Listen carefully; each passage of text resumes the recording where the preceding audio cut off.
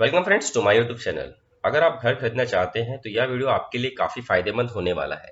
आज मैं बताने वाला हूं कैसे आप फ्यूचर में आने वाले इनकम टैक्स नोटिस से बच सकते हैं। वीडियो पूरा अंत तक देखिएगा, सच में आपको फायदा होने वाला है। तो पहले समझते हैं, कुछ इंपॉर्टेंट टर्म समझते हैं दोस्तों कि ये क्या कैसे यूजफुल होते हैं। सबसे पहले हम समझते हैं हाउस प्रॉपर्टी। एक घर को दो भागों में बांटा गया है, एक कैपिटल एसेट, एक स्टॉक इन ट्रेड। पहले समझते हैं कैपिटल एसेट्स क्या होता है। कैपिटल एसेट वो एसेट होता है जो प्रॉपर्टी हम बाय करते हैं फॉर लिविंग पर्पस। अगर हम रहने के लिए कोई घर बाय करते हैं उसको हम कैपिटल एसेट कहते हैं। सेम चीज स्टॉक इन ट्रेड, अगर हम कोई प्रॉपर्टी खरीदने या बेचने के लिए करते हैं तो property is held for selling purpose. Normally ये बिल्डर, रियल एस्टेट एजेंट करते हैं। तो अगर आप कोई प्रॉपर्टी बाय करते हैं फॉर सेलिंग पर्पस तो सेक्शन 43 CA अप्लाई होगा। अगर आप कोई घर बाय करते हैं रहने के लिए तो आपको ये सेक्शन 50C और सेलर के लिए और बायर के लिए सेक्शन 56 to 10 अप्लाई होगा। तो ध्यान रखिए दोस्तों, आज हम वीडियो में पूरी बात करेंगे कैपिटल एसेट के लिए, वो घर के बारे में बात करेंगे जो घर हम लेते हैं रहने के लिए, लिविंग पर्पस। तो उस घर को कहते हैं कैपिटल एसेट। जो घर हम बेचने के पर्पस के लिए लेते हैं, जिसका मेरा धंधा है बाय एंड सेल करने के लिए, उसको स्टॉक इन ट्रेड करते हैं। तो याद रखिएगा दोस्तों, हाउस प्रॉपर्टी का दो बाइफरकेशन होता है, capital assets and stock in trade. Capital asset मतलब वो घर जो हम रहने के लिए लेते हैं, लिविंग पर्पस, उस नॉर्मली इंडिविजुअल्स लेते हैं। तो ये दो सेक्शन अप्लाई होगा। अगर कोई घर हम लेते हैं सेलिंग पर्पस, नॉर्मली जिसका खरीदना बेचना धंधा है, तो उसको बायर और रियल एस्टेट एजेंट लेते हैं।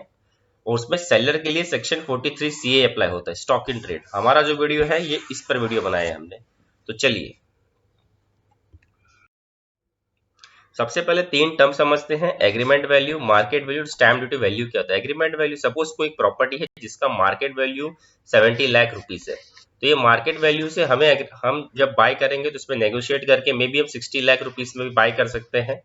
तो ये 60 लाख रुपीस आपका एग्रीमेंट वैल्यू हो गया, 70 लाख मार्केट वैल्यू हो गया। स्टैम्प ड्यूटी वैल्यू एक वैल्यू होता है जहां पे हमें स्टैम्प ड्यूटी पे करना पड़ता है। तो on an average stamp duty कभी कभी हमारा सेम होता है एग्रीमेंट वैल्यू, बट ऐसा नहीं होता है। स्टैम्प ड्यूटी एक सर्कल रेट है जो गवर्नमेंट खुद डिसाइड करती है कि उस एरिया में उस प्रॉपर्टी का वैल्यू क्या है। तो स्टैम्प ड्यूटी आपका 65 लाख भी हो सकता है, 70 लाख भी हो सकता है, 88 लाख भी हो सकता है। और जिसपे हम स्टैम्प ड्यूटी पे करते हैं 3% से 2% हम स्टैम्प ड्यूटी पे करते हैं। तो एग्रीमेंट वैल्यू है 60 लाख, मार्केट वैल्यू है 70 लाख और स्टैम्प ड्यूटी वैल्यू है हमारा 65 लाख में हमने स्टैम्प ड्यूटी पे किया है। उस पर स्टैम्प ड्यूटी पे नॉर्मली 3 to 5% या 6% होता है, स्टेट वाइज डिफर करता है। जब हम रजिस्ट्रार के पास जाते हैं तो हमें मालूम पड़ता है उस एरिया का, उस प्रॉपर्टी का स्टैम्प ड्यूटी वैल्यू कितना है। तो हमारे एग्रीमेंट में हमेशा दो वैल्यू लिखा होता है, एक एग्रीमेंट वैल्यू और एक स्टैम्प ड्यूटी वैल्यू। चलिए आगे चलते।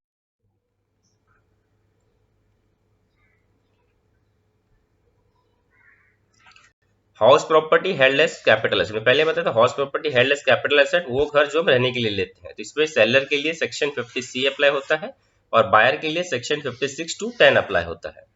तो सेलर सेल हाउस, उसके लिए इनकम है। अगर कोई आदमी घर अपना घर बेचना चाहता है उसके लिए वो इनकम है।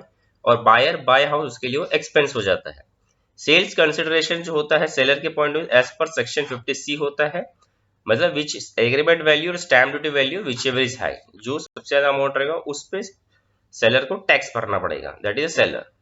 अभी मेन प्रॉब्लम यहाँ बायर में आता है, ध्यान दीजिएगा। बायर में क्या होता है, income from other source buyer को ट्रीट किया जाता है। आप बोले कि सर मैंने घर बाय किया तो मेरे लिए क्या हाउस प्रॉपर्टी तो मेरे लिए एक्सपेंस है, बट फिर मैं इनकम फ्रॉम अदर सोर्स क्यों पे करूं? क्योंकि if stamp duty value is greater than agreement value तो differential amount will be taxable in the hands of receiver. ये हम आगे समझते हैं। बायर को टैक्स भरना पे कर सकता है, इवन दो आपके लिए एक्सपेंस है, खर्चा है, बट स्टिल आप टैक्स पे करेंगे। क्यों करेंगे आगे देखते हैं। एक एग्जाम्पल समझते हैं। Ram sold property to Shyam. Ram है सेलर, श्याम है बायर। एक प्रॉपर्टी बेचते हैं 60 लाख रुपीस का, जिसका एग्रीमेंट वैल्यू 60 लाख रुपीस है और स्टैम्प ड्यूटी वैल्यू है 65 लाख रुपीस। तो सेलर क्या करेगा, सेलर है राम के लिए क्या है, एग्रीमेंट वैल्यू और stamp duty value whichever is higher. तो 65 लाख रुपीस में राम टैक्स पे करेगा क्योंकि उसको इनकम हुआ है। Ram will pay tax on sale 65 lakh rupees और उसका जो भी परचेस उसमें से वो माइनस करेगा। तो राम के लिए क्लियर होगा। अब ये श्याम बायर है, श्याम टैक्स पे करेगा क्योंकि उसका stamp duty value is greater than agreement value. Stamp duty value ज्यादा है, एग्रीमेंट वैल्यू 60 लाख रुपीस है। ऐसा क्यों होता है? आज के अंदर कोरोना की वजह से बहुत सारे प्रॉपर्टी का रेट्स डाउन हो गए, तो प्रॉपर्टी का रेट्स डाउन होने से हम उसको कम में खरीद सकते हैं, बट उसका स्टैम्प ड्यूटी हम हमेशा हायर अमाउंट या सर्कल रेट में ही पे करते हैं। तो इस केस में जो डिफरेंशियल अमाउंट है वो गवर्नमेंट आपको इनकम फ्रॉम अदर सोर्स में चार्ज करेगी। अब इस केस में देख लीजिए, stamp duty value 65 lakh rupees है और एग्रीमेंट वैल्यू 60 लाख है, तो दोनों के बीच में डिफरेंशियल 5 लाख है। तो एक्सीड बाय 5 लाख, ये 5 लाख में आपको इनकम फ्रॉम अदर सोर्स में टैक्स पे करना पड़ेगा। ये क्लियरली मेंशन है सेक्शन 56(2)10 क्लॉज बी में, आप चेक कर सकते हो इनकम टैक्स डिपार्टमेंट के साइट में जाके। तो 5 लाख रुपीस पे इनकम फ्रॉम अदर सोर्स में आपको टैक्स होगा। डिपेंड्स आपका कौन सा स्लैब आता है। अगर आप 10% स्लैब है तो 5 लाख पे 10% भरेंगे, अगर आपका 20% स्लैब में है तो 5% पे 20% भरेंगे, या 30% स्लैब में है तो आपका 5 लाख पे 30% टैक्स पे करेंगे। तो ये काफी ज्यादा महत्व है। काफी सारे बायर में हिंदुस्तान लोगों को नहीं मालूम रहता है बायर में कि सेक्शन 56(2)10 अगर आप कोई घर खरीदते हैं तो ये पॉइंट्स भी ध्यान देना पड़ेगा।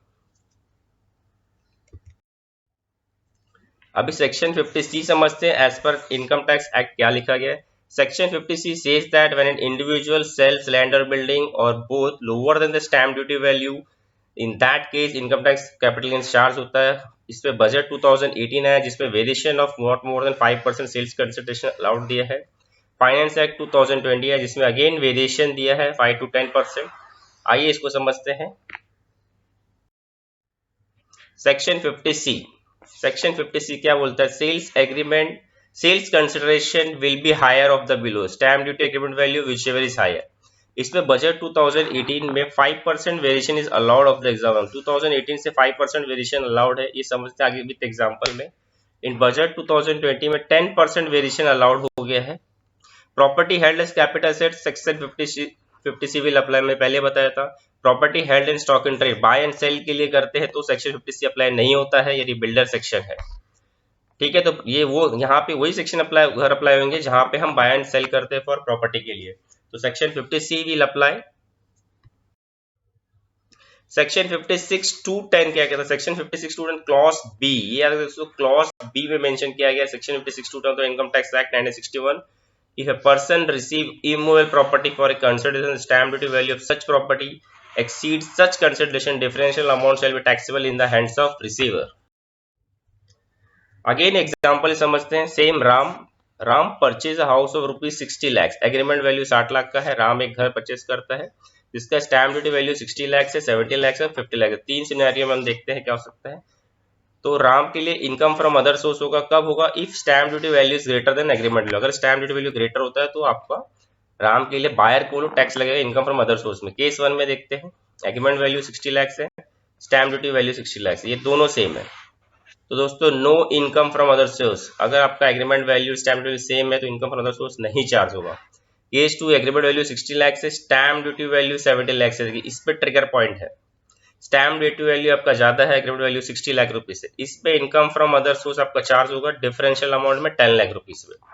Third case, agreement value 60 lakh है, स्टैम्प ड्यूटी वैल्यू 50 लाख है। अगर आपका एग्रीमेंट वैल्यू ज्यादा होता है, स्टैम्प ड्यूटी वैल्यू कम है, इस केस पे भी no income from other source. हमें कब लगता है income from other source buyers के लिए? Whenever agreement value is less than stamp duty value. Stamp duty value जब कोई भी ज्यादा होता है तभी हमने टैक्स भरना पड़ता है डिफरेंशियल अमाउंट में। तो ये केस 2 जो है ये आपको ध्यान में रखना पड़ेगा। आइए फिर से समझते हैं सेक्शन 43C। पहले बताइए बिल्डर के लिए सेक्शन है, ये भी सेलर सेक्शन है।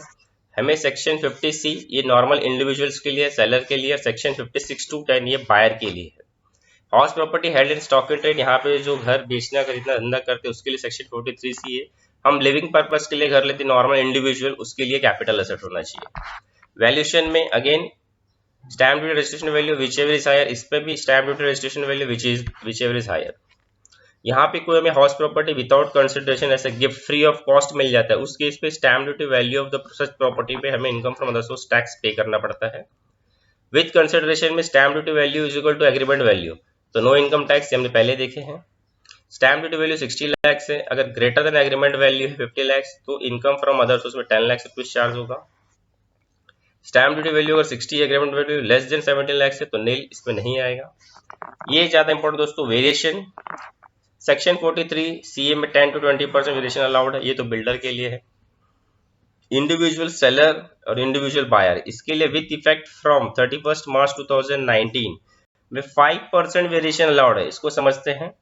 विथ इफेक्ट फ्रॉम 1 अप्रैल 2021 इस पे 10% वेरिएशन अलाउड है। ये काफी इंपॉर्टेंट है दोस्तों। चलिए इसको समझते, वीडियो पूरा अंत तक देखिए, सच में आपको फायदा होने वाला है।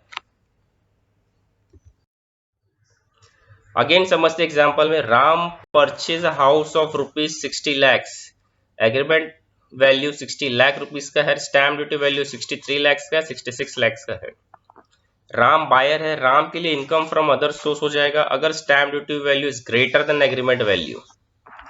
Case 1, agreement value 60 lakh, stamp duty value 63 lakhs। अगर राम ने प्रॉपर्टी परचेज किया during this period 1 April 2019 to 31 March 2021, इस पीरियड में 5% वेरिएशन अलाउड है।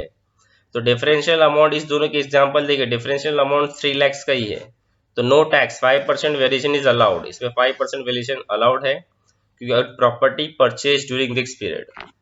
केस 2, एग्रीमेंट वैल्यू 60 lakhs है, स्टैम्प ड्यूटी वैल्यू 60 lakhs है।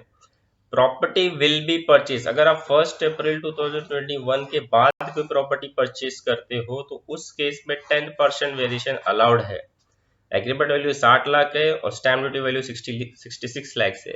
ये क्यों हो रहा है? क्योंकि प्रॉपर्टी का रेट्स डाउन हो रहा है। तो प्रॉपर्टी का रेट्स डाउन होने से हमें वो प्रॉपर्टी कम में मिल जाता है, but stamp duty value down नहीं होता। स्टैम्प ड्यूटी वैल्यू उस एरिया का हाई रहता है, तो आप स्टैम्प ड्यूटी 66 lakhs पे करोगे और प्रॉपर्टी आपको 60 लाख में मिल गया। इस केस में जो डिफरेंशियल 6 लाख का है वो आपको इनकम फ्रॉम अदर सोर्स में टैक्स नहीं होगा। कंडीशन है 1 अप्रैल 2021 के बाद अगर कोई प्रॉपर्टी बाय करते हो तो इसमें 10% वेरिएशन अलाउड हो गया है सेक्शन 56(2)(10) में। आइए सेम चीज फिर से समझते हैं। House property purchase, buyer section है, बायर के लिए हाउस प्रॉपर्टी। अगर कोई घर खरीदता है ऑन और बिफोर 31 मार्च 2019 के पहले किसी ने घर खरीदा है, अगर कोई बायर 1/4/2019 टू 31 मार्च 2021 के बीच में घर खरीदता है और ऑनर आफ्टर 1 अप्रैल 2021 के बाद घर खरीदता है, तो पहले तो कोई वेरिएशन अलाउड ही नहीं था। फिर during this period 1 April 2019 to 31 March 2020 5% variation allowed किया है। 1/4/2021 इस बार बजट में है 10% वेरिएशन अलाउड है। तो आइए 3 केस समझते हैं कहाँ हमें टैक्स लग सकता है। Case 1, agreement value stamp duty value same है, तो ये कोई भी सिनेरियो में आपको टैक्स नहीं लगेगा अगर आपका एग्रीमेंट वैल्यू और स्टैम्प ड्यूटी वैल्यू सेम होता है। सेकेंड केस, एग्रीमेंट वैल्यू आपका एक्सेस होता है greater than stamp duty value, तो भी आपको कोई भी सिनेरियो में टैक्स नहीं लगेगा। टैक्स कब लगता है? When stamp duty value is greater, जब भी स्टैम्प ड्यूटी वैल्यू आपका ज्यादा होता है एग्रीमेंट वैल्यू से, तो डिफरेंशियल अमाउंट में टैक्स होता है बायर्स के हैंड में, इनकम फ्रॉम अदर सोर्स। ये ध्यान दीजिए दोस्तों, आप बायर है, अगर आप घर खरीदना चाहते हैं तो स्टैम्प ड्यूटी वैल्यू अगर आपका ज्यादा एग्रीमेंट वैल्यू से, तो आपको इनकम फ्रॉम अदर सोर्स में टैक्स हो सकता है थर्ड सिनेरियो में। ये दो फर्स्ट सिनेरियो में टैक्स है ही नहीं। अगर आपका agreement value stamp duty value same है तो कोई भी टैक्स नहीं है, किसी भी ईयर में परचेज करो। Agreement value is more than stamp duty value, तो भी किसी भी ईयर में टैक्स नहीं लगेगा आपको। टैक्स कब लगता है? जब स्टैम्प ड्यूटी वैल्यू आपका ज्यादा होता है, ग्रेटर ये याद रखिएगा, देन एग्रीमेट वैल्यू, तो जो भी डिफरेंशियल अमाउंट है उस पर आपको टैक्स लगेगा इनकम फ्रॉम अदर सोर्स, अगर आप बायर है तो। केस देखिए, इसमें एग्रीमेंट वैल्यू 50 lakhs है, स्टैम्प ड्यूटी वैल्यू 55 lakhs, यहाँ एग्रीमेंट वैल्यू आपका कम है, स्टैम्प ड्यूटी वैल्यू ग्रेटर है।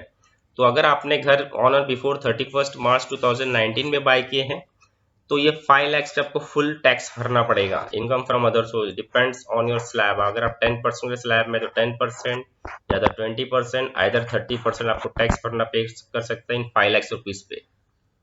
अगर आपने प्रॉपर्टी बाय किया है 1/4/2019 टू 31/2021 के बीच में, इस पीरियड में अगर आपने प्रॉपर्टी बाय किया है तो इस केस में आपको 5% वेरिएशन अलाउड है। मतलब जो डिफरेंशियल अमाउंट है 5 लाख का, उस पर 5% 2.5 लाख रुपीज आपको एग्जेम्प्ट होगा।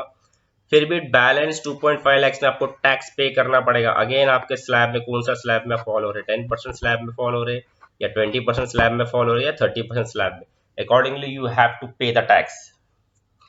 ध्यान रखिए दोस्तों, सबसे इंपॉर्टेंट, अगर आप घर खरीदना चाहते हैं तो ऑन और आफ्टर 1 अप्रैल 2021 के बाद ही घर खरीदिए, क्योंकि इसमें आपको 10% वेरिएशन मिल रहा है। आप सभी को मालूम है प्रॉपर्टी डाउन हो रहा है, आज की तारीख में प्रॉपर्टी का रेट्स कम है, तो अगर इसमें 5 लाख डिफरेंशियल अमाउंट है, 5 लाख पे 10%, मतलब आपको पूरा 10% का वेरिएशन अलाउड, एक भी इनकम फ्रॉम अदर्स में टैक्स नहीं आएगा। तो 10% वेरिएशन अलाउड है अगर आप घर खरीदना चाहते हैं 1 अप्रैल 2021 के बाद।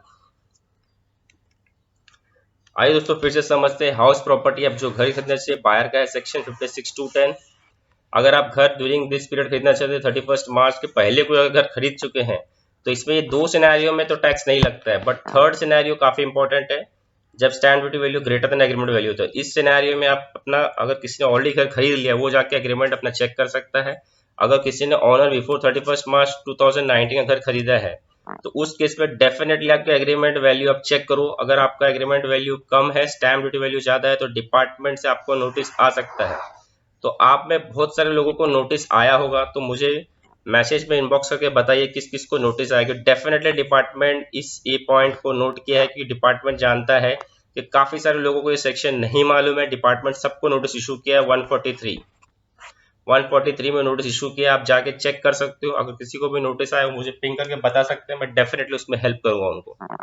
अगर किसी ने घर बाय किया during this period 1 April 2019 to 31 2021, उसमें भी डिपार्टमेंट नोटिस इशू किया है, क्योंकि वेरिएशन सिर्फ 5% अलाउड है। और मार्केट रेट आप सभी को मालूम है, मार्केट रेट काफी डाउन गया है आज की तारीख में, but stamp duty value as it is है। तो आप 60 लाख का प्रॉपर्टी 50 में बाय कर सकते हो, बट स्टैम्प ड्यूटी वैल्यू पूरे में आपको पे करना पड़ता है। तो डिपार्टमेंट बहुत सारे इनकम टैक्स नोटिस इशू कर रही है इस एरिया में, तो आप अपने साइट पे चेक कर सकते हो। जिस किसी को भी नोटिस आया मुझे पिंग करके इन्फॉर्म कर सकता है, बता सकता है, मैं उसे डेफिनेटली हेल्प करूंगा। मेरा सजेशन ये दोस्तों, अगर आप घर बाय करना चाहते हैं तो ऑन और आफ्टर 1 अप्रैल 2021 के बाद ही घर परचेस कीजिए, क्योंकि उसमें आपको 10% का वेरिएशन मिल रहा है, तो आपको अच्छा खासा बेनिफिट मिल जाएगा। पर ये ध्यान रखिए, अगर 10% से ज्यादा होता है आपका वेरिएशन, अगर 20% हो रहा है तो बैलेंस 10% में आपको टैक्स भरना पड़ सकता है। इस बात को ध्यान रखिएगा।